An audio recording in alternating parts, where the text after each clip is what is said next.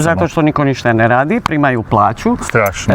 Ne poštuju zakon, fučka im se za obične smrtnike, nas ljude koji imamo problema takih što nije u redu. Nalazimo se gdje? Gašparičić je put. Dobro. Imamo znak zabrana ne više od 5 tona, svaka mješalica je minimalno 20 tona. I oni uporno tu prolazu, sjede škarpa i malo je dobila, popucala je. Znači ovo puca od tih kamiona koji prolaze. I cesta se uništava. Da. Dobro.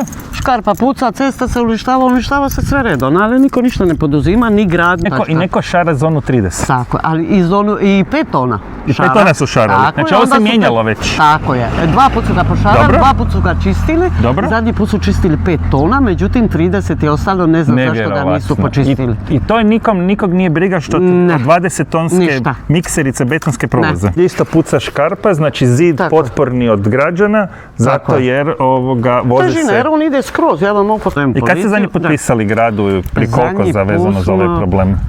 Pa možda prije 1 mjesec i po. Jesu što odgovorili? Treba pogledati na mail. Niko ništa. Ništa? Ne. Okay. Dapače, policija je rekla da je grad dao dozvolu za to, da imaju dozvolu. Znači policija je rekla da je grad dao dozvolu da se mimo znaka od 5 tona... Da mogu prolaziti tu, da, to mi je... Mimo znaka od 5 tona? Tako je. Pa kakva je to dozvola?